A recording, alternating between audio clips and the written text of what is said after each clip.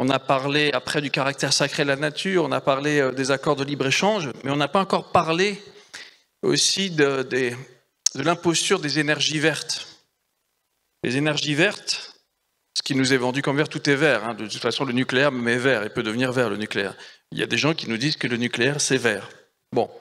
Mais il y a aussi des gens qui nous disent que les grands barrages, c'est vert.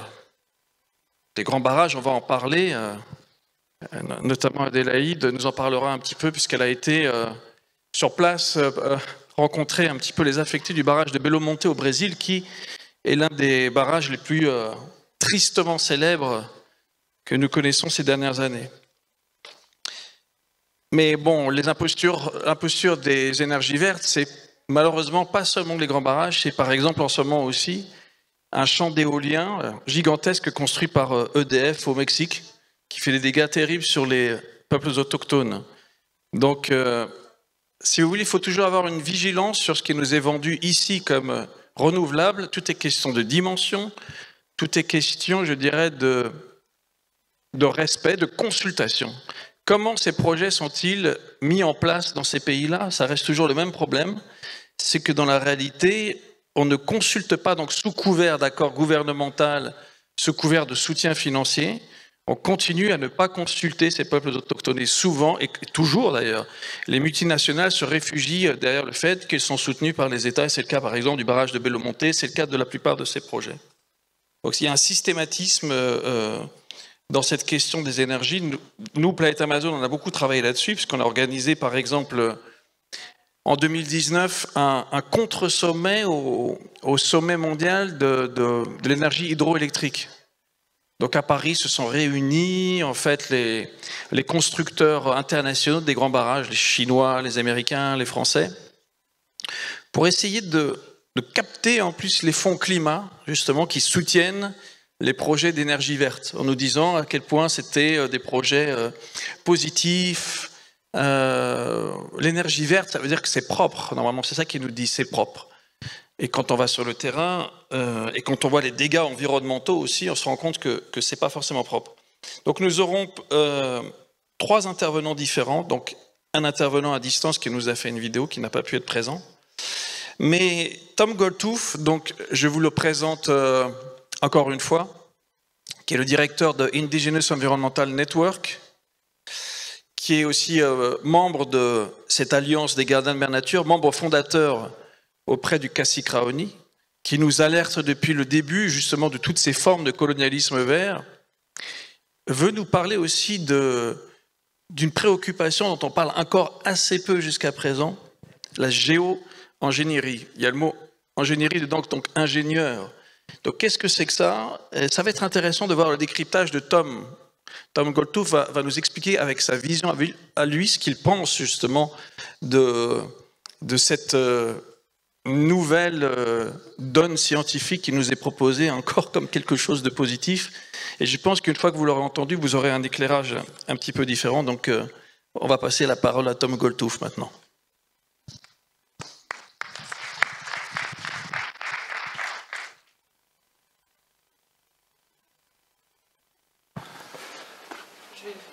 I'm going to sing a song. I'm going to sing a song, and my translator is going to say, I'm going to sing a song in French. I'm going to sing a song. Ah, il va chanter une chanson. Because as you heard, everything that we talk about is about the spiritual relationship, again, to the female creative principles of Mother Earth and Father Sky.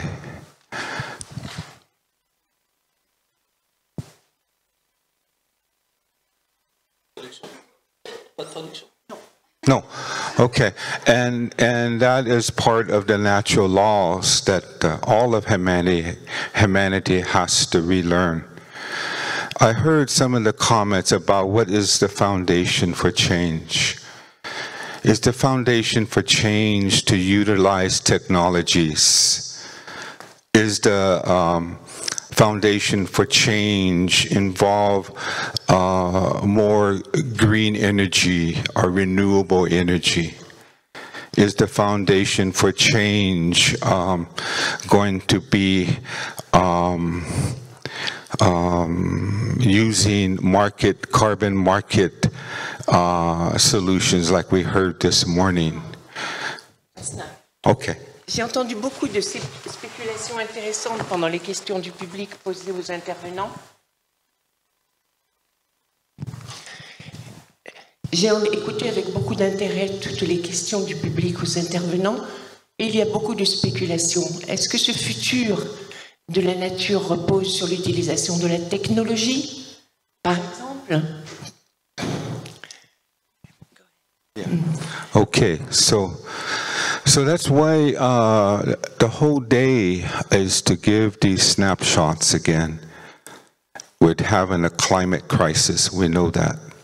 Toute cette journée, nous avons eu des instantanés et des différents aspects de la crise climatique. We know that we're depleting the fish in the oceans. Nous savons que nous vidons les océans de leurs poissons. We know that there's been a long legacy of deforestation in Europe.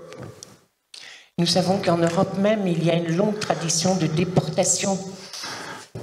And within the past 100 years, the movement of this mentality of deforestation and rape of Mother Earth has extended now to the indigenous lands and territories throughout the world.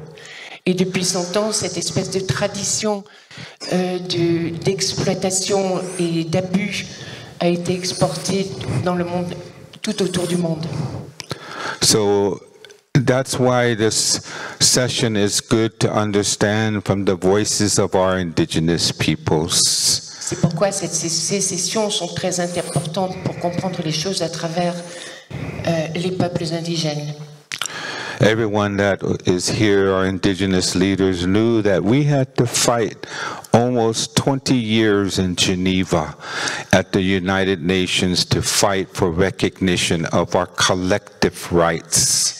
Tous nos frères indigènes, frères et sœurs indigènes qui étaient présents aujourd'hui savent quelque chose que nous ici nous ne savons pas, c'est qu'il a fallu 20 ans de combat à Genève, auprès des institutions internationales pour obtenir simplement la reconnaissance de nos droits. That matrix system I mentioned this morning, a matrix system that was in that film this morning on climate, all these businessmen with the ties, the energy associations, carbon investors, the World Bank, and petroleum industries. Ce matin, nous avons visionné un petit film qui présentait, disons, toutes les parties prenantes économiques de ces énergies vertes, on va dire, c'est-à-dire tous ces businessmen en cravate qui parlaient de manière de compenser et de réparer. Many of them fought us during those 20 years. They did not want to recognize our collective right just to have an S on people. At the UN, the plaque says indigenous people, no S. It's very significant for those that understand human rights. We're not fighting for our individual human rights, we're fighting for our collective rights to exist. Un détail révélateur, c'est que durant ces 20 ans d'attente et de patience auprès de l'ONU à Genève, il a fallu se battre pour simplement ajouter un S à l'expression anglaise « indigenous people », qui normalement reste féminin, mais là, il y a eu une grande demande de tous les peuples indigènes de rajouter des S, parce que ce n'est pas un seul peuple, ce sont des peuples indigènes. Et rien que cela a eu énormément de mal à être accepté. Again, when we ask, okay, what's the solution? Do we go back into strengthening international legal mechanism that have a sentence to recognize the rights of indigenous peoples? Halfway, I say yes, that's partial. But who enforces that? What is the compliance mechanisms? Alors, à propos des textes juridiques, qu'ils soient contraignants ou non, qui reconnaissent et qui luttent pour les droits des peuples indigènes, je suis d'accord à moitié, parce que à la fin, qui va être chargé d'appliquer ces lois et ces droits? So, even though we have strengthened implementation of ILO 169, even though if we have every country implement the UN Declaration on the Rights of Indigenous Peoples, who's going to ensure that every country is going to comply? Et même si nous avons ces traités internationaux, ces décrets signés, ratifiés, ayant valeur juridique, et qui, dans chaque pays du monde, va être chargé de les faire respecter? The World Declaration, Rights of Indigenous. Ouais, alors, la Déclaration mondiale des droits des peuples indigènes,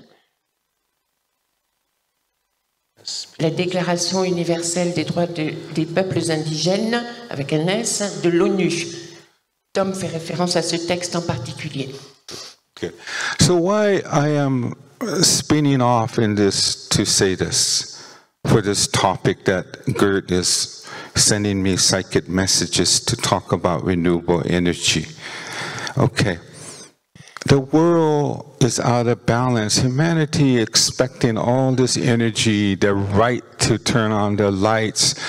The world, the industrialized countries are over-consuming. They're addicted to, you are addicted to energy. So that means if we, okay, go ahead, excuse me. Donc, je reviens au sujet sur lequel, donc, Gert ici m'envoie des messages mentaux, qui est donc les énergies vertes et quelquefois les mensonges autour des énergies vertes. Je vous dis une chose, c'est que vous consommez trop. Le monde consomme trop. Vous-même, chacun à votre place, vous consommez trop d'énergie. So that means if we all support, and I do support a transition away from a fossil fuel economy, especially from European Union countries and United States and Canada. Bien sûr que j'approuve les mesures en faveur de la réduction des consommations d'énergie, que ce soit aux États-Unis ou dans la communauté européenne, bien sûr.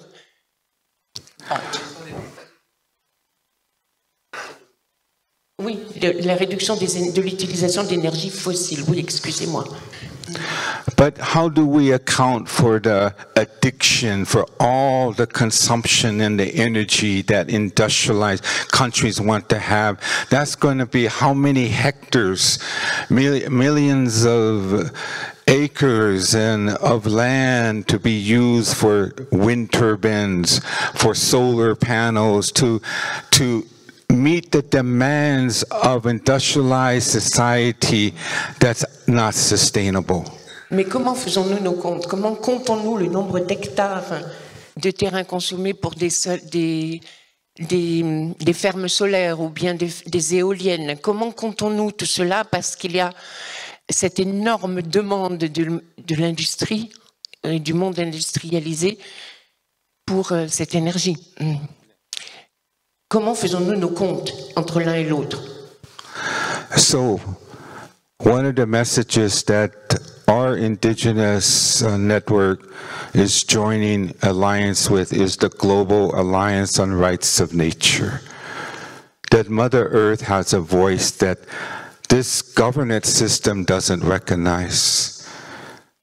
The US government didn't recognize when we said that Missouri River, that you did not ask the Missouri River permission to drill underneath and put that oil pipeline under her. Les gouvernements n'entendent pas ce qu'ils disent, ce que nous disons au nom de la mère nature.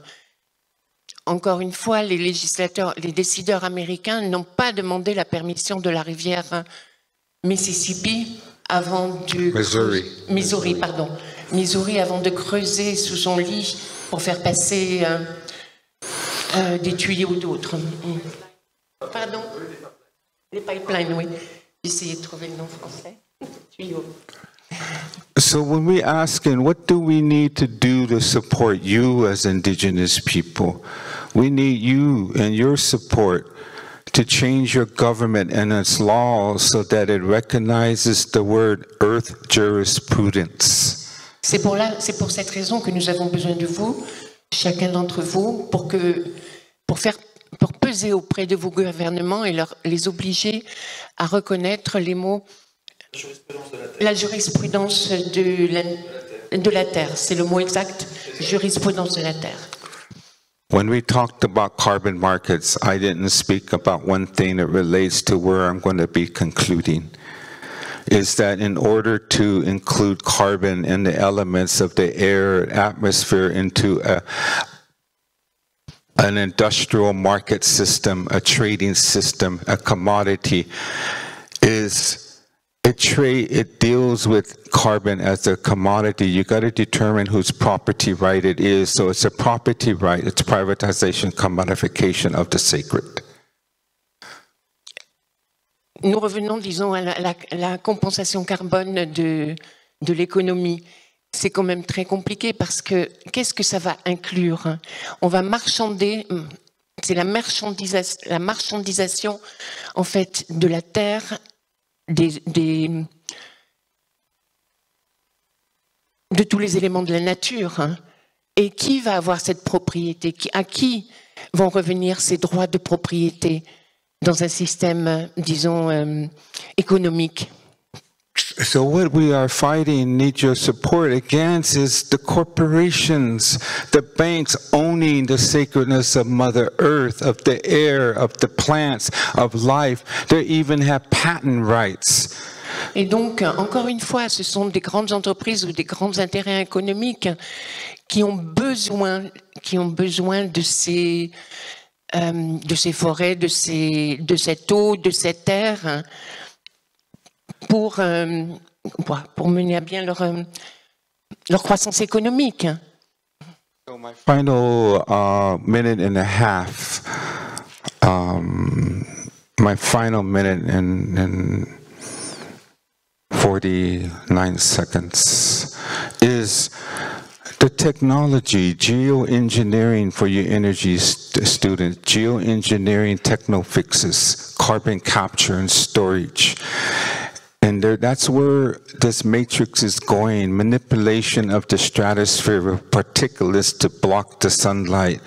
They're using, and fossil fuel industries are funding this to study and have demonstration projects to capture the CO2 and like a straw blow it into Mother Earth with the assumption Mother Earth isn't going to spit it out later on with fractures in the rock of Mother Earth. In the meantime, the fossil fuels get along with business as usual. That's what's happening. That's the presentation I wanted to say. And I know most of you understand English, but we'll have the final translation. Thank you. Vous, élèves ingénieurs, vous allez être confrontés tout particulièrement à ce qu'on appelle le geoengineering, une alliance de la nature et de technologie. Et donc, Tim a fait une certaine liste de choses qui peuvent paraître à la fois très attirantes, très green, très vertes, et en fait qui sont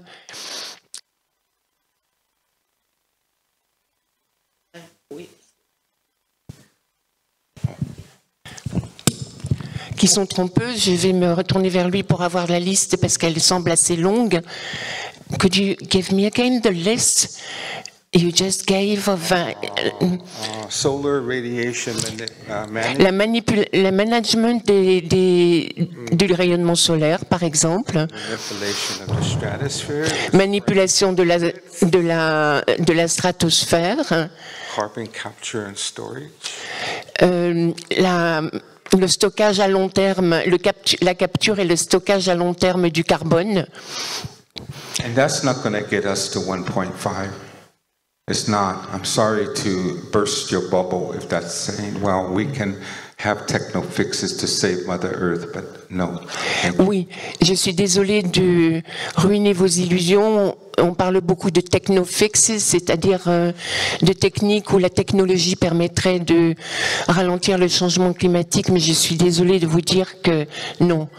Ça ne se fait pas comme ça, et c'est pas ça qui va réduire le problème. My song sometime when I come back.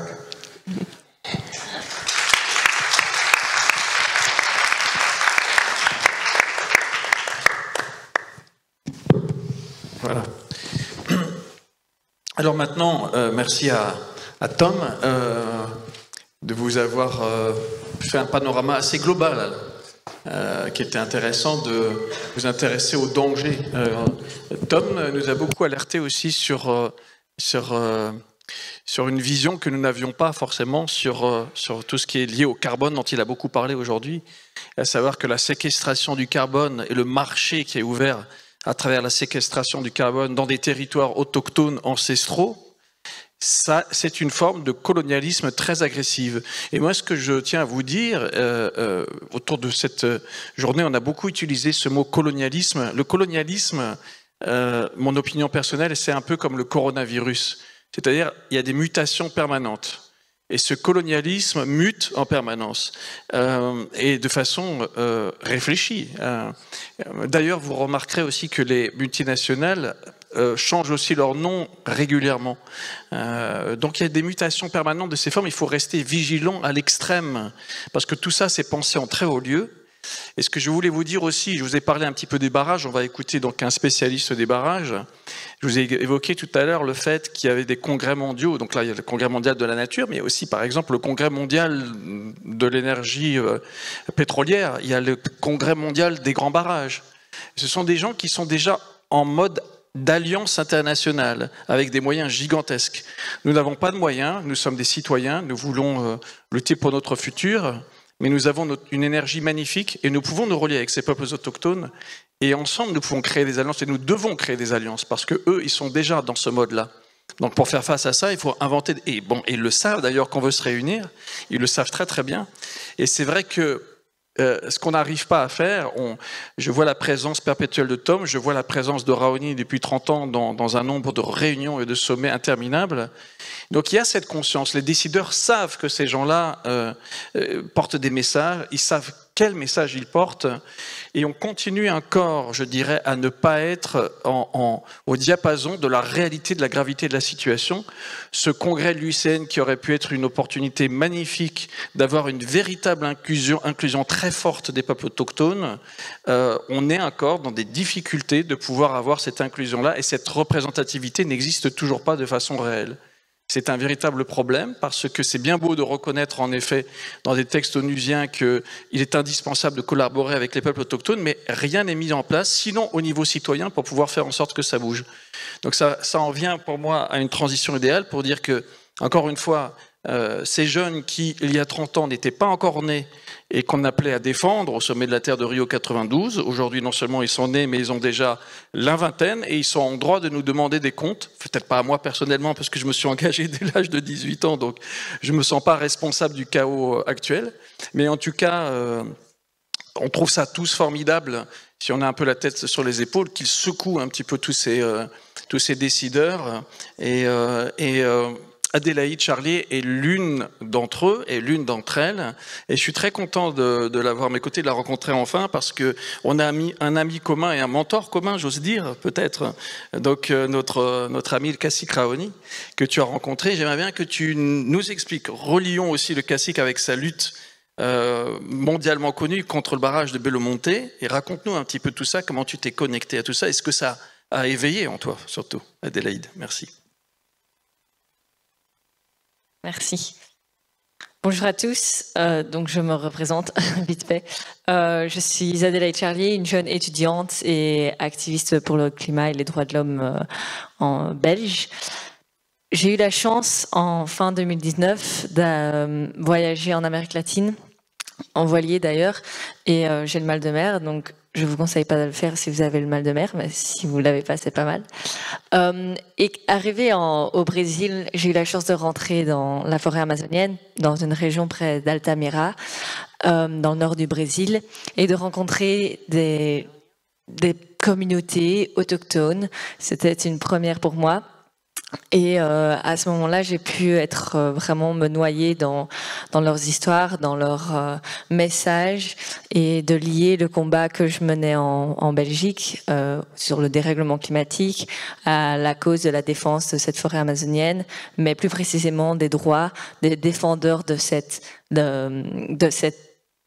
ce territoire qui nous permettra de sortir, entre autres, du dérèglement climatique si on le préserve aujourd'hui. quand j'ai été là-bas, j'ai eu plusieurs histoires qui m'ont frappée et que je pense que j'aurai toujours en tête tout le long de ma vie. Entre autres, j'ai rencontré une jeune fille qui s'appelle Anita, qui a mon âge. Et donc, c'est fou de réaliser que tous les matins, on se lève, on a le même âge, on a le même combat, mais on parle pas la même langue, on n'a pas la même culture. Mais ce jour-là, quand on s'est rencontrés, on s'est tout de suite compris. Et elle m'a un peu expliqué toutes les histoires principalement du combat de son village. Entre autres, le combat du barrage qui s'appelle le Belo Monte Dam et qui s'était imposé près de son village, qui a créé un changement de territoire, enfin un changement pour la rivière que sa communauté utilisait entre autres pour vivre, et donc cela a eu un impact, l'installation de ce barrage a eu un impact énorme sur sa communauté, mais entre autres sur la biodiversité qui était présente et qui est présente pour le moment autour de son territoire. Et c'est des kilomètres et des kilomètres de rivières qui ont été touchés, de biodiversité qui ont été touchés. Et un jour, elle m'a dit, on ira, on va aller voir ce barrage. Et moi, je m'attendais à un petit barrage comme j'ai l'habitude de voir. Il y en a un près de chez moi, sur la Meuse, le fleuve qui se jette dans la mer du Nord. Et du coup, j'imaginais un petit barrage comme j'ai l'habitude de voir. Mais une fois arrivée, j'ai vu ce qui ressemblait plutôt à un énorme building industriel. Je ne pouvais pas imaginer que ce serait un barrage. Et c'était tellement énorme que je comprends. À ce moment-là, j'ai compris pourquoi on parlait d'une destruction de la biodiversité en installant un barrage qui paraît si minime et qui ne pourrait faire de mal à personne. Mais c'est tellement gigantesque parce qu'on a besoin d'utiliser l'énergie qu'il crée pour le renvoyer ensuite, en fait, même dans d'autres pays. C'était un barrage installé donc près de sa communauté au Brésil, mais en fait qui était lié à une compagnie canadienne et donc qui n'était même pas pour le service des Brésiliens. Et donc il faut aussi créer cette connexion entre le barrage et le Canada. Et donc, ce sont toutes ces installations qui ont créé la perte de biodiversité autour de sa communauté et qui mettent aujourd'hui encore en péril sa communauté et donc sa culture et donc son territoire. D'ailleurs, la moitié de son village a déjà dû fuir le village. L'autre moitié a décidé de rester parce qu'ils veulent résister. Mais c'est un choix de résistance. Et depuis que j'ai entendu cela, je décide moi aussi, de mon côté, en Europe, de résister. Parce que pour la plupart de ces projets dans la forêt amazonienne, ce sont encore des projets occidentaux. Et donc ce sont nos projets, ce sont nos décisions et c'est pour notre consommation. Et donc c'est pour ces raisons-là que je me sens responsable de ce qui se passe, entre autres dans la forêt amazonienne, et que je décide tous les jours de m'activer, de me lever et de vouloir résister à cette destruction qui est mise à nos services. Je pense que je n'ai pas d'avis et j'ai besoin de plus m'instruire sur la question des énergies vertes aujourd'hui, mais cette histoire me fait poser énormément de questions et je pense qu'il est important, en tout cas, de revenir à des choses et des outils à taille humaine afin qu'on puisse respecter ce qui nous entoure et notre environnement. Merci. Merci beaucoup, Adélaïde.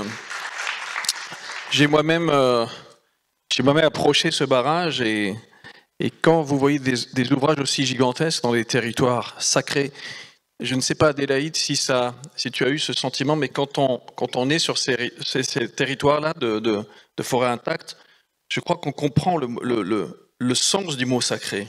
Cette sacralité, on la vit en fait. Ce sont des sanctuaires vraiment. Et la réaction que j'ai eue moi, en voyant cet ouvrage qui n'était pas terminé, toi tu l'as vu terminé, c'était mais qu'est-ce que ça fait ici? C'est un des chocs qu'on a, c'est on ne peut pas concevoir quand on est sur place que ça puisse être construit ici. Voilà, ça c'est une des choses.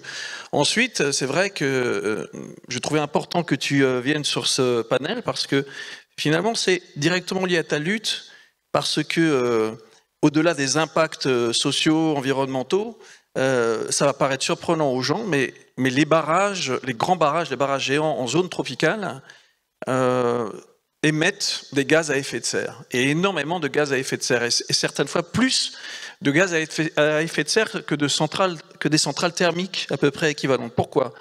Parce que notamment, quand ils font des réservoirs, ils n'enlèvent pas le bois, ils le laissent pourrir dans les réservoirs, et en pourrissant ce bois, très lentement d'ailleurs, produit du méthane, du protoxyde d'azote, qui sont des gaz hautement à effet de serre et bien plus que le CO2.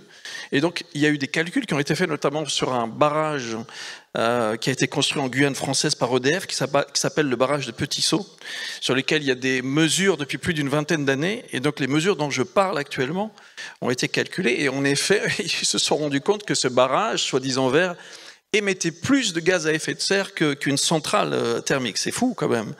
Donc ça, c'est une vraie preuve aussi de l'imposture comme solution aussi pour lutter contre le changement climatique. Et quand on voit qu'aujourd'hui, ces constructeurs perçoivent des fonds climat, c'est une lutte sur laquelle aussi des peuples indigènes nous avertissent. Beaucoup sont mobilisés contre ces barrages. Et évidemment, je dirais que sur l'aspect humain, ce qui est terrible aussi à voir, c'est que pour construire des barrages comme celui de Bello-Monte, qui est construit avec des capitaux internationaux, on fait des lois d'exception sur le terrain. On a militarisé, par exemple, ce barrage qui est devenu un camp militaire, où, par exemple, la grande militante qui s'occupait de tous les affectés, qui s'appelle Antonia Mello, qui est membre de notre alliance et qui était avec nous à Brasilia, a été interdite par une loi de s'approcher sous peine d'emprisonnement. Voilà, d'autres se font assassiner. Il y a aussi une femme qui en a retrouvé pieds et mains liés dans le réservoir d'un barrage, qui s'était fait assassiner.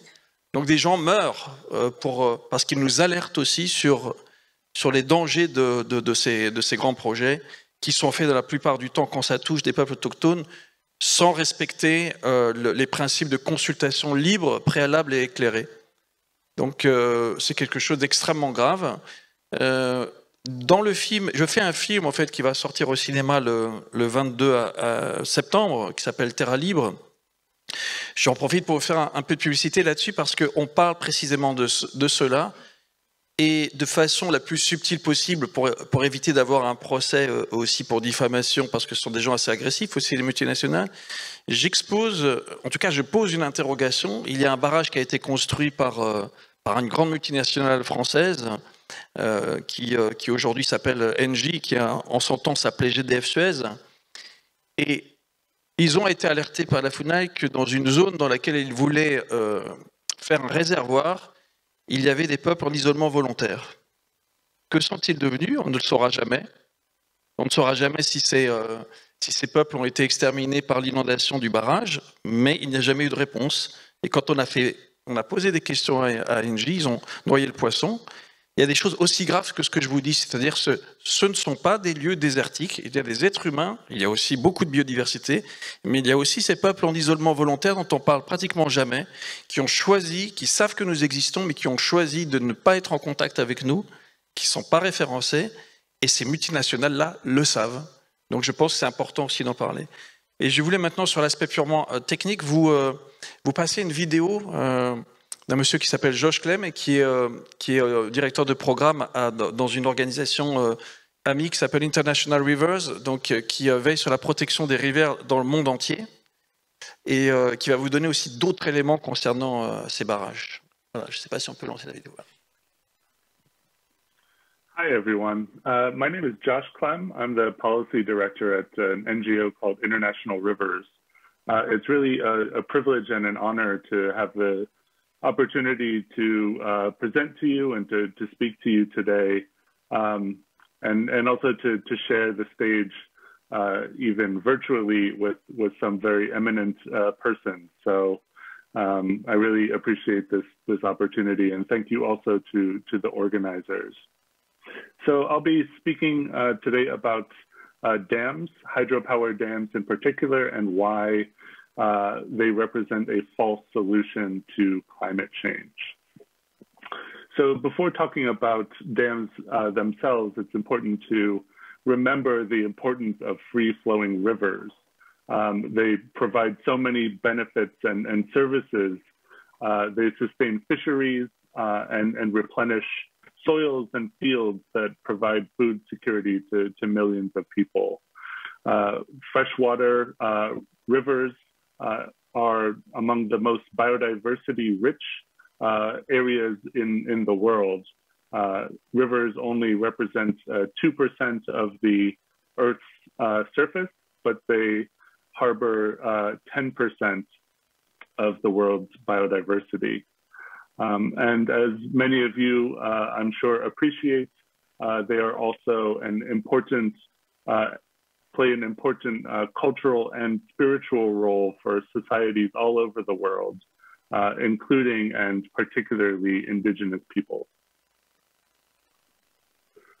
So, as many of you are probably aware, dams are associated with and cause serious human rights violations.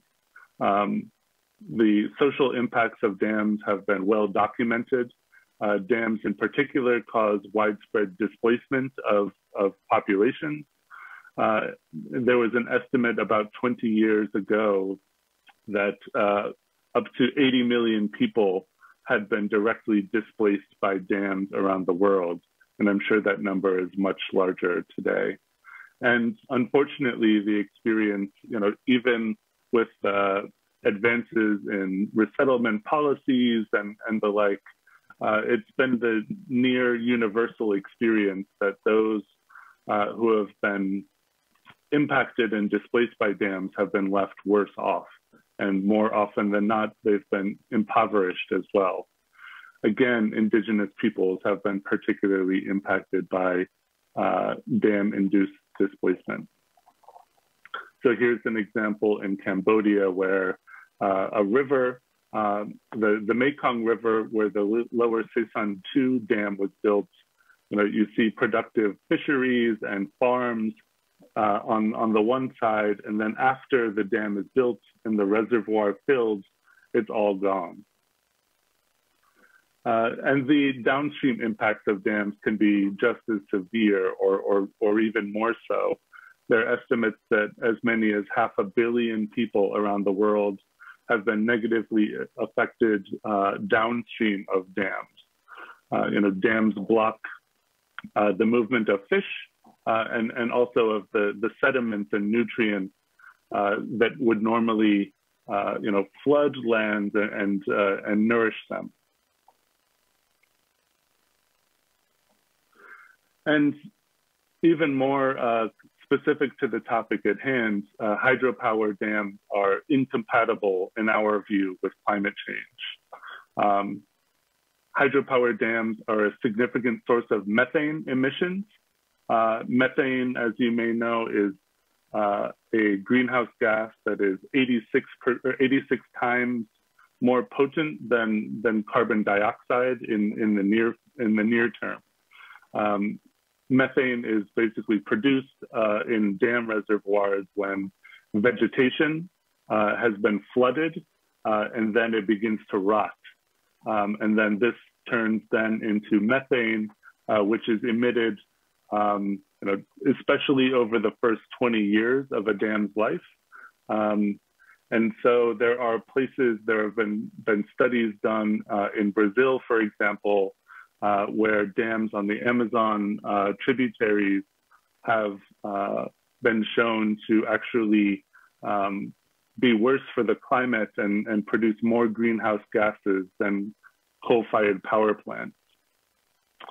So in addition to failing to mitigate climate change, dams are also very vulnerable to climate change. So they represent a safety risk when we are seeing increasingly extreme weather events. So there have been a number of cases in recent years, even in the past year, where climate change induced floods have caused dams to crack or to break in some cases.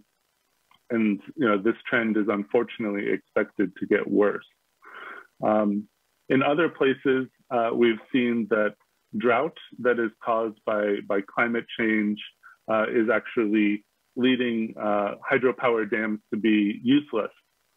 So in places like Brazil, for example, where 3/4 of the energy generated comes from hydropower, when there was a drought recently, there were power shortages throughout the country. There are whole regions of the world that this has been affecting as well. In Southern Africa, for example, you saw whole countries losing power. And of course, there are the direct impacts of that, as well as the economic impacts, where entire industries had to shut down, leading to economic impacts for workers and the like. And even beyond those kind of specific things related to hydropower, it's important as well to remember the important role that healthy rivers play in addressing climate change. So healthy rivers are estimated to draw 200 million tons of carbon dioxide out of the air every year. And increasing dams is going to reduce that amount. Healthy rivers are also a source of resilience for river-based communities in particular. And we've seen that those who are living along naturally flowing rivers have typically fared much better than those who are along dammed rivers. So I guess I'll maybe stop there. I think I'm out of time. I did want to say that what we're seeing now is a move by the hydropower industry in particular. They have enlisted the support of governments, politicians, some big conservation NGOs as well, to talk about the benefits that hydropower offers in addressing climate change. So you will see from now leading up to COP26 that the hydropower industry is talking, you will see them asking, they're already talking about, we need climate change funds to be used for hydropower. This is one of the solutions to addressing the climate crisis that we're in.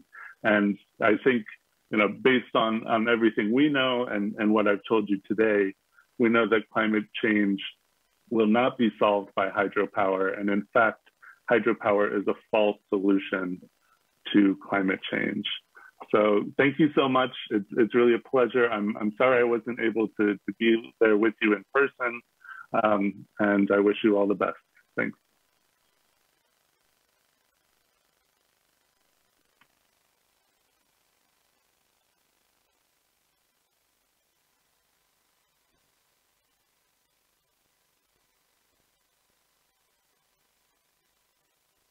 Allô? Ah, attendez, voilà, c'est bon. Voilà, c'est quand même assez intéressant de voir comment tout se rejoint, vous voyez. Et il y a une chose aussi qui est intéressante, qui est vraiment un éclairage, c'est que quand les peuples autochtones parlent du caractère sacré, ils parlent aussi du caractère sacré des 4 éléments. La terre, l'eau, le feu, l'air. Et à partir du moment où on ne respecte pas l'un de ces éléments, on n'est pas un gardien de la terre-mère. Donc je pense que ça, c'est un bon indicateur. Ce qui affecte la pollution, ce qui pollue l'atmosphère, ce qui détruit l'eau, ce qui abîme la terre, les pesticides, tout ça. Donc vous voyez, ils savent depuis longtemps, puisque ça fait longtemps qu'ils parlent des 4 éléments à protéger. Voilà, le caractère sacré de ça. Est-ce que vous avez... on a peu de temps pour les questions, mais on tient vraiment aussi à avoir cet échange avec vous, qu'on a moins pu avoir ce matin. Voilà. Voilà, Michel Rivasi, qui est député, qui nous soutient, qui co-organise avec nous cet événement. C'est bien parce que quand elle a vu le titre, elle était plutôt contente. Nous aussi.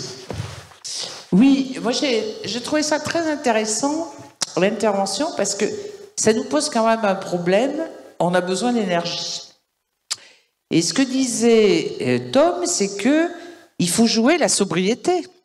Parce que à consommation égale, on ne peut pas y arriver, énergie fossile ou énergie renouvelable. Et là, vous voyez que la technologie, elle repose sur des concepts complètement dépassés. Pourquoi ces barrages sont aberrants? Parce qu'ils sont énormes.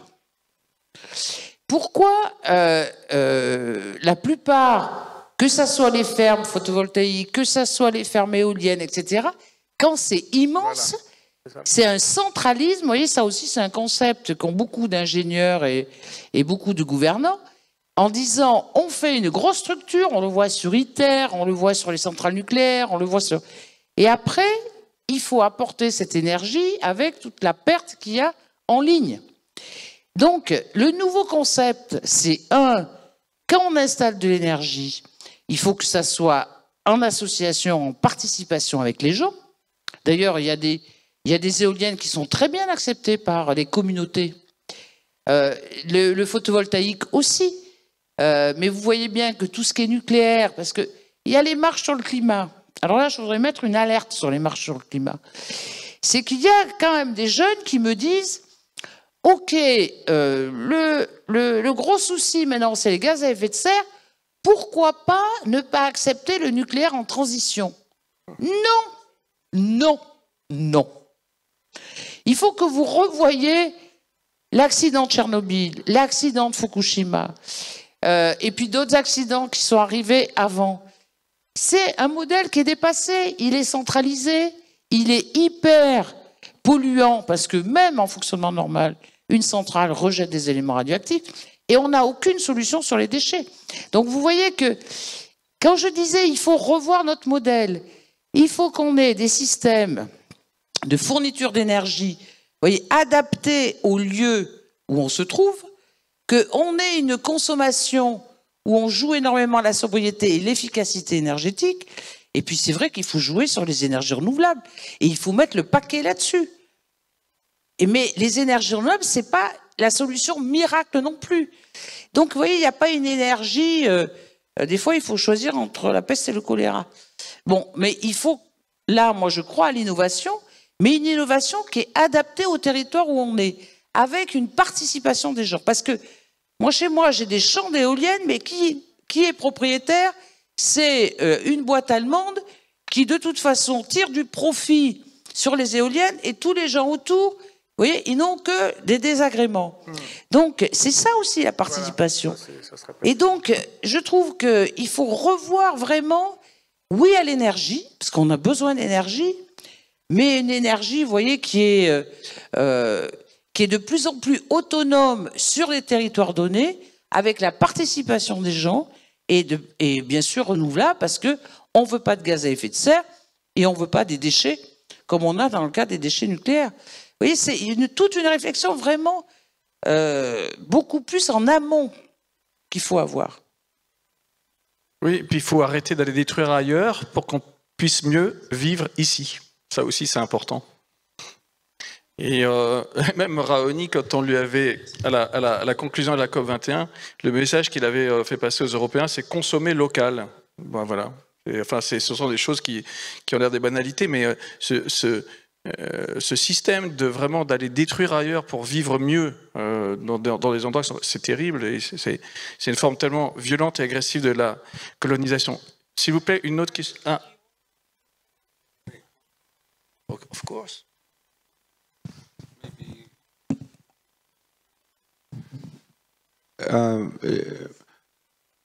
That's a good point that was made. In our website, ienearth.org, we have indigenous principles of just transition. Nous avons publié un petit livret qui contient un peu les guides de pensée des peuples indigènes pour face à ces problèmes.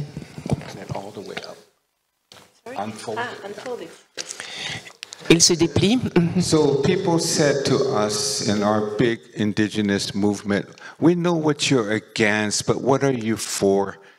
And so one of our Native women youth drew this poster that brings us back, but there's on the backside are solutions. Ça marche? Oui. Dans notre vaste mouvement de peuples indigènes, certains disaient, nous savons contre quoi vous luttez, mais pourquoi, dites-nous ce pourquoi vous êtes pour, vous êtes en faveur de. Et l'un des membres ou des participants a fait cette carte. Carte mentale. We have 575 indigenous tribes where I live, including Alaska. Juste dans la partie des États-Unis où je vis, il y a 500 tribus différentes, 500 peuples indigènes différents. And so we are helping our tribes to generate our own electricity.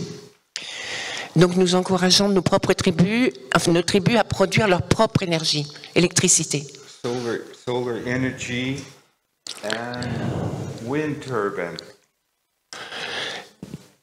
À base, I think it's good. Wind turbine and solar energy. And we're using a microgrid system so that the energy stays into the community, and we will have battery systems. Nous utilisons dans notre communauté évidemment l'énergie à base de solaire et d'éolien, et nous avons créé ce qu'on appelle une grid, une grille pour faire tourner l'énergie. To decentralize your energy system and go back to your community and study and define energy democracy at your local community level. Il faut définir une démocratie de l'énergie à l'échelle locale. I just was part of the judge of the Global Alliance of Rights of Nature, the European hub, and we studied the potential building of 3,500 small hydroelectric dams in Europe. The Balkan rivers that flows in Serbia as well. 3,500 small hydroelectric dams are being proposed in the Balkan. À titre d'exemple de cette énergie décentralisée, il y aurait dans les Balkans un projet pour créer 3500 petites centrales ou turbines, je ne sais pas, hydroélectriques sur le Danube, j'imagine. It calls into question what's the government commitment to protect the rights of the 64 fish species that exist nowhere else in the world. Et dans ce sujet, le gouvernement fait quoi pour garantir les droits des 64 espèces biologiques de poissons qui y vivent? Qui n'existent que endémiques, qui n'existent que dans cette rivière, dans ce fleuve. Yeah. And we have on the website climatefaultsolutions.org. climatefaultsolutions.org. This is a new publication of Hoodwinked in the Hot House. And it talks about hydro dams, all these fault solutions, what we talked about today. This is yours. You can download it free. I'm going to give that to our youth representative. So much. Donc, nous avons rassemblé toutes nos, entre guillemets, solutions dans ce livret, et vous pouvez en savoir plus sur un site qui s'appelle Climate, donc climat en anglais, false, faux en anglais, solutions au pluriel en anglais. Donc les fausses solutions au climat.org.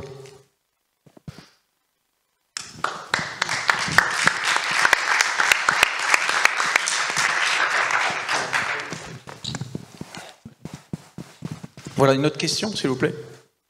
Une question là-bas, à gauche.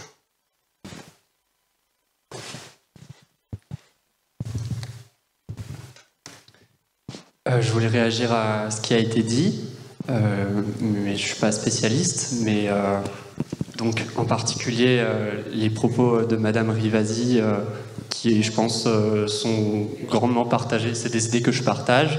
Notamment, ce qu'on partage tous, c'est le constat de la nécessité de réduire notre consommation énergétique.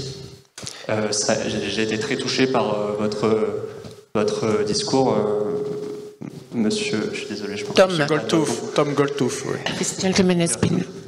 Et simplement, j'ai trouvé qu'il y avait quand même énormément de critiques de certaines solutions de production d'énergie qui étaient, à mon sens, peut-être qui méritent une mise en perspective, parce que, par exemple, vous avez parlé du solaire et de l'éolien, mais en fait, il n'y a pas d'énergie qui est plus propre, ou en tout cas qui est parfaitement propre, et qui permet de produire massivement et de subvenir aux besoins qu'on a aujourd'hui.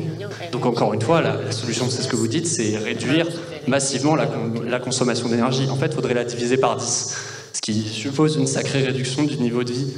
Et donc le solaire et l'éolien requièrent l'utilisation de terres rares qui sont extraites en Chine et qui, enfin pour la plupart dans quelques pays du monde, qui polluent aussi énormément. On a parlé du nucléaire. Il ne faut pas mélanger le sujet de l'impact environnemental, on va dire, dans la discussion autour du changement climatique et le débat sur les déchets nucléaires. Je ne pense pas. Je pense que c'est deux choses très différentes. Maintenant, évidemment, c'est un tout. C'est sûr que le nucléaire, il finira par être dépassé et c'est pas souhaitable qu'il y en ait énormément, mais en attendant, c'est une solution qui produit beaucoup moins de CO2 que les énergies fossiles. Mais on ne sait pas démanteler les centrales. On n'inclut pas dans les études d'impact le démantèlement des centrales parce qu'on ne sait pas les démanteler correctement. Donc dans le vrai coût de l'énergie nucléaire, je ne suis pas un spécialiste, mais déjà faussé par cela.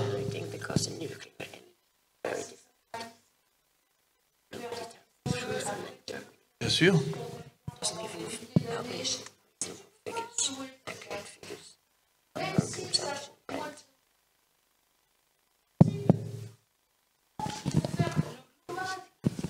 En tout cas, on est d'accord là-dessus, c'est une réduction vraiment globale de notre consommation d'énergie, mais elle ne va pas se faire instantanément parce que c'est un choc qui est très brutal, et en attendant, vous l'avez dit vous-même, on a besoin d'énergie.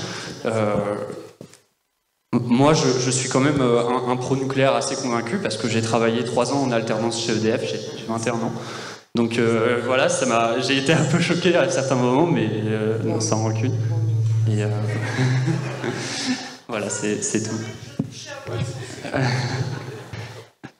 Mais je pense qu'on partage la conclusion générale. Si je pouvais juste rajouter quelque chose. Elle va d'abord réagir. Ouais. Moi, j'ai juste,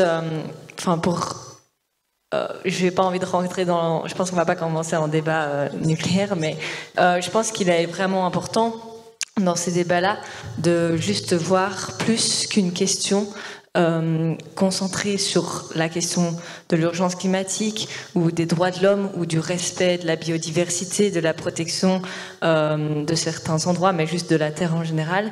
Et je pense qu'il est important de donc lier ces combats. Et on va devoir entamer, et on entame aujourd'hui une transition, non seulement vers une société neutre en carbone, ça c'est ce qu'il est évidemment noté dans nos lois et dans le but de 2050 de l'Union européenne, mais je pense fondamentalement qu'il va falloir changer la manière dont on vit et dont on a, et changer la relation qu'on a avec la Terre, et donc pour ça, réfléchir au-delà de la question du dérèglement climatique et de résoudre non seulement une question des émissions de gaz à effet de serre, mais aussi de résoudre une relation qu'on a avec d'autres peuples, donc avec d'autres hommes, avec ceux qui vivent et cohabitent sur cette planète avec nous. Et donc c'est entre autres aussi avec un environnement qui devrait se sentir plus sain pour nous aussi. Donc je pense qu'il faut pouvoir prendre un recul aussi sur la question de non seulement résoudre le dérèglement climatique, mais aussi peut-être entamer une transition vers une vie plus respectueuse de ce qui nous entoure. Tom, do you want to react, Tom?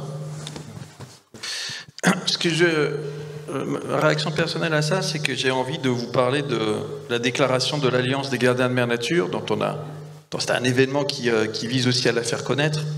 donc à laquelle Tom a beaucoup participé, Mindaï, tous les membres de l'Alliance. Et ces questions, en fait, de l'énergie, de la biodiversité, du climat, tout est lié, en fait. Ça nous le prouve parce qu'ils ont fait une analyse globale de notre vision de développement. L'analyse, elle est globale. Et il y a une chose qu'on nous dit systématiquement, c'est qu'il n'y a pas le choix. On ne peut faire que comme ça. Il n'y a pas d'autre solution. Dans la réalité, si c'était vrai, pourquoi ces lobbies achètent des brevets pour empêcher des nouveaux modèles de voir le jour, quand des gens ont des idées assez géniales qui... vous savez, il y en a beaucoup des bienfaiteurs qui veulent améliorer le sort de l'humanité tout en pensant à la terre-mère. Et alors pourquoi ces multinationales achètent des brevets et empêchent ces solutions-là d'être développées? C'est déjà suspect. Donc il y a vraiment je pense, un grand intérêt à ce que vous lisiez cette déclaration et que vous mettiez de la conscience dans chaque réflexion, en fait.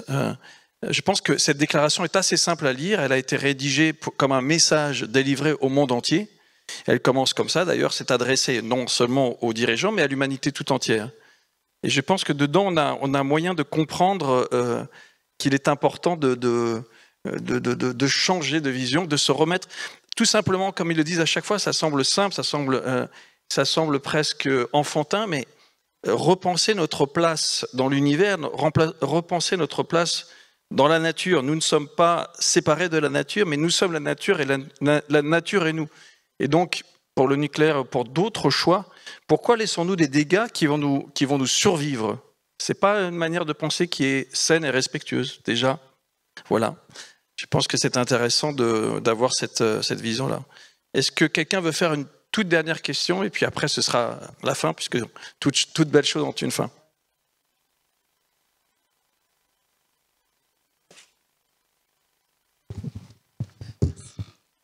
Alors, bonjour, je suis étudiante en première année.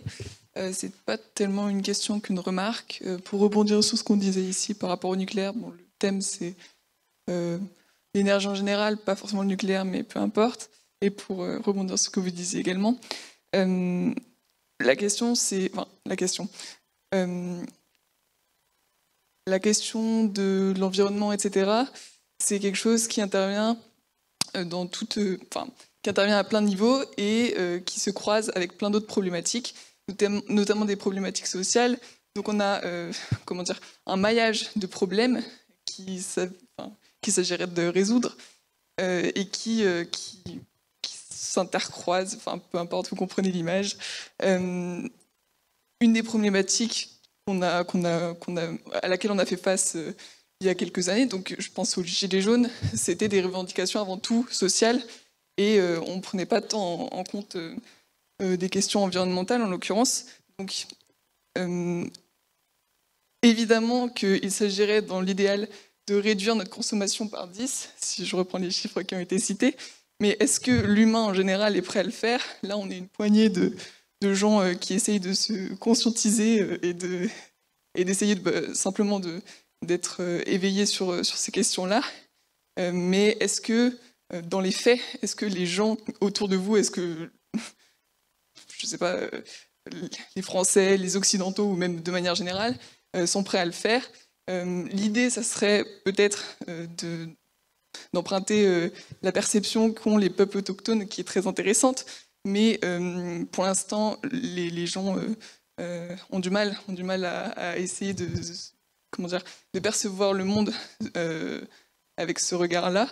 Et c'est notamment une question qui a été posée. On a du mal à agir vis-à-vis de toute cette complexité, qu'elle soit environnementale et même puisqu'elle va intervenir beaucoup d'autres problèmes, comme sociaux, comme je l'ai dit, des problèmes de lobby et peut-être je cherche mes mots et je ne les trouve pas, mais le fait que l'État ne parvienne pas au niveau législatif à prendre des mesures efficaces qui permettraient de, pas résoudre, mais au moins entamer une transition qui, à mon sens, n'a pas commencé encore.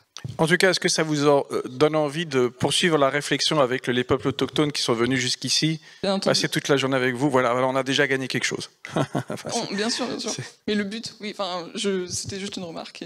Non, mais bien sûr. Mais c'est important et je pense qu'ils nous font réfléchir et quand on commence à réfléchir, on peut trouver des solutions. Et une des solutions serait peut-être qu'on arrive à convaincre aussi les États d'arrêter de subventionner les énergies fossiles et d'investir massivement dans cette transition dont on nous parle à tort et à travers, mais pour laquelle on n'investit rien, pas grand-chose. Alors Tom a dit encore une question, voilà. Doc. Je sais qu'on n'a plus du tout le temps, mais si Monsieur Galtouf veut toujours chanter sa chanson, je pense qu'on serait très heureux de l'entendre. Pour clôturer, voilà. Ah, la chanson, oui. Oui, parce que je sais qu'on a mais c'est prévu, voilà. Ah, c'était prévu, okay. C'est très bien. Alors, conclusion, ok, merci. Alors déjà, on va fermer cette session. Merci d'applaudir nos panélistes.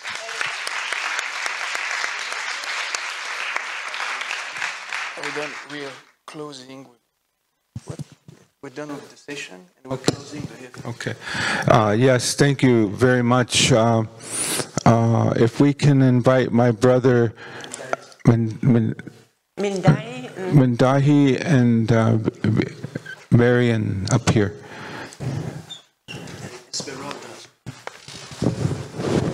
And our princess, Esmeralda, you could stand with us.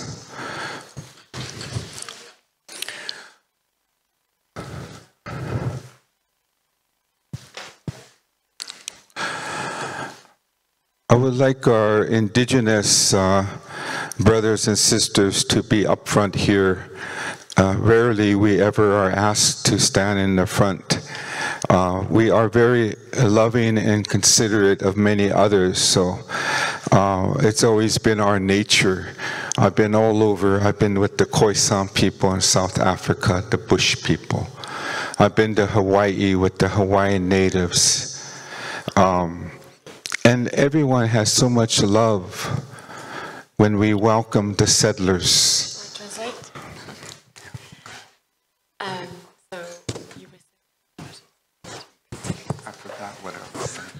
Did you all understand though?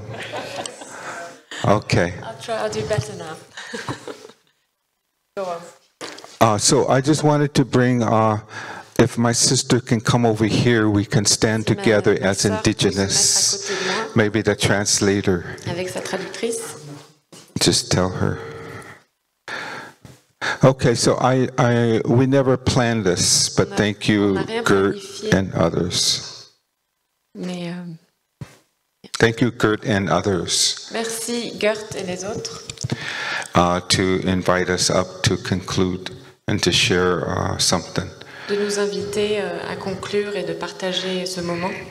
We know we have to finish our presentation, so I'd like to maybe start with Gert to offer some kind of concluding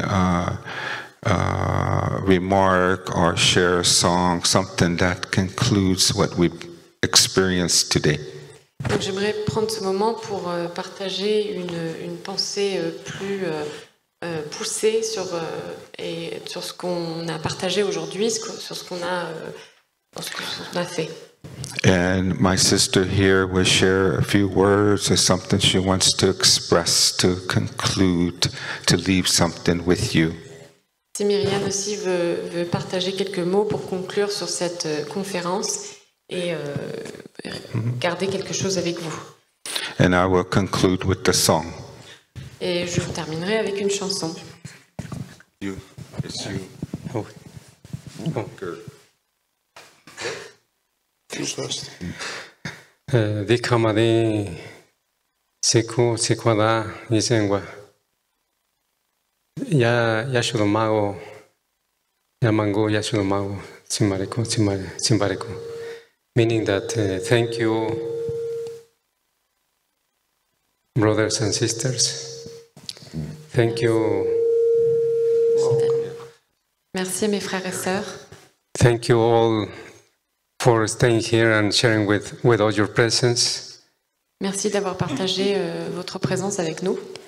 It's been an honor to be here in this space. C'est un honneur d'être ici dans cet espace.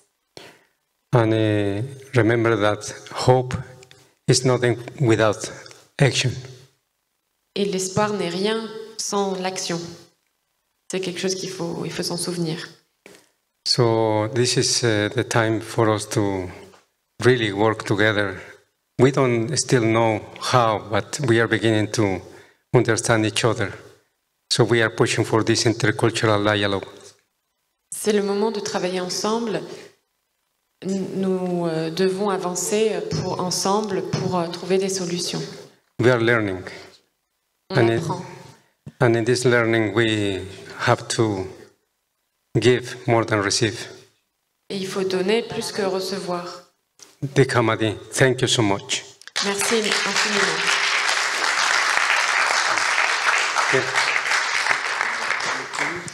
Me? No, you're saying your song. It's not going to come to you, so I'll hold it for you. Okay. So I'm going to offer this song for blessings for you and your family, your house, your relatives, to everybody, for the love and dignity and compassion that we need as human beings. Na, yoho nyu. Shaita ma shaita, nuke nuke nuke he o.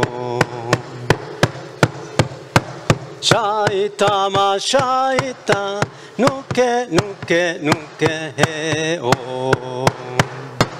Hey, hey. Shaita ma shaita, nuke nuke nuke he o. Hey, hey, hey. Kamadi. Oh.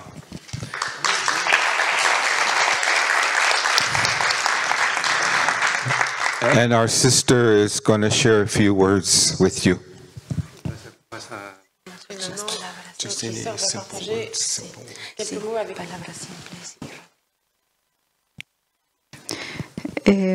Bueno, primero quiero agradecer a todos los jóvenes quienes han asistido. Y para nosotros es muy importante y significativo de que 1 o 2 personas lleven nuestro mensaje. Aquí están más de 20. Eso quiere decir que compartirán otros 20 y así seguiremos triplicando esta unidad que estamos hablando. Cada vez que hablo por defender nuestros territorios, me duele porque siempre estamos luchando, siempre hemos sido víctimas de discriminación, de golpes, de maltratos, hasta de muerte. Hemos tenido que pagar con nuestra sangre de nuestros líderes quienes han estado al frente, y por eso estamos acá.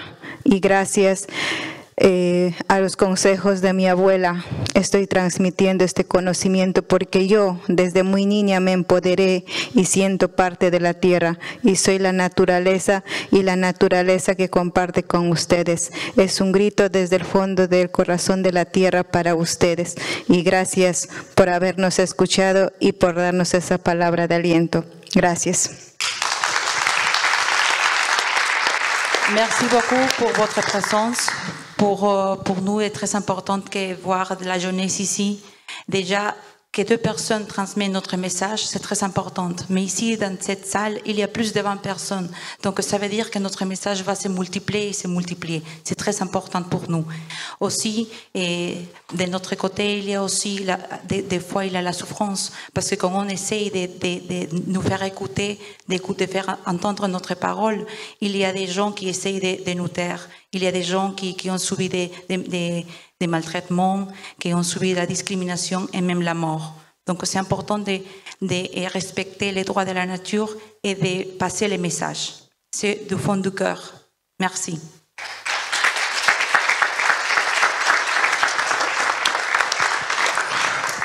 So I'm going to conclude with a song of the Eagle Nation. Je vais conclure avec la chanson de l'aigle. I work with the eagles in North America, but I also work with the grizzly bear. Both of them are my brothers and sisters. Je travaille avec les aigles en Amérique du Nord et également les ours grizzly qui sont mes frères et sœurs. So I feel really good as we conclude this meeting today, and to be able to stand with my sister and my brother and the other brothers that came here to share a little bit of our traditional knowledge. Alors je vais conclure en disant que je suis vraiment heureux d'avoir pu passer ce moment avec vous, avec mes frères et mes sœurs. And also to share some of our critical analysis in this world system that we have to continue to confront, but also to have dialogue in. Et de partager le processus de pensée par rapport à tous ces sujets, et nous devons continuer à partager, à discuter là-dessus. And it's good to have our folks that have stood with us and who've been participating and demonstrating the leadership that we need as we continue to heal Mother Earth and bring people together. Et nous avons besoin d'un leadership de toutes ces personnes afin de soulager la terre-mère, de la réparer. Et pour que nous puissions tous être ensemble, ouais. So if it wasn't the risk of COVID, we probably would all get in a circle and hold hands outside and come together. But we are doing that emotionally, we're doing that mentally, we're doing that spiritually. Okay. Et normalement, s'il n'y avait pas le Covid, on aurait tous pris la main des uns des autres et fait un cercle. Mais là, on va le faire avec visuellement, spirituellement. So I'm going to sing this song, and I sang this the other day. I'm going to sing it again here. Way,